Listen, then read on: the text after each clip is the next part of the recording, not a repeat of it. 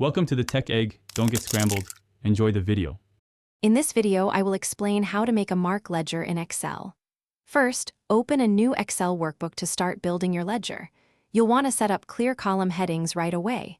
For instance, dedicate the first column to student name, followed by columns for each subject, such as mathematics or science.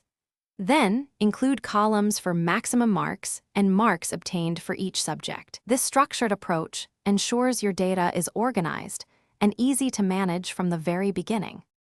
Now, let's populate your ledger with data. Carefully enter each student's name and their marks for every subject into the designated cells. Once your individual subject marks are in, create a total marks obtained column. Here, you'll use the simple SUM function to add up all the marks a student received across all subjects.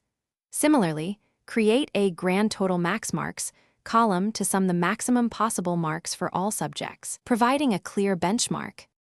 With your totals in place, it's time to calculate percentages and assign grades. In a new column, divide total marks obtained by grand total max marks and multiply by 100 to get the percentage. Next, use Excel's powerful IF function to automatically assign letter grades. For instance, if a student scores 90% or more, they receive an A. 80% to 89% could be a B, and so on, making grading efficient and consistent. Finally, let's enhance your mark ledger for better readability and analysis. Apply conditional formatting to visually distinguish different performance levels. You might highlight all grades below 50% in red or all grades in green for quick identification. Consider adding data validation to your mark entry cells, ensuring that only numbers within the maximum mark range can be entered, which helps prevent common input errors and maintains data integrity.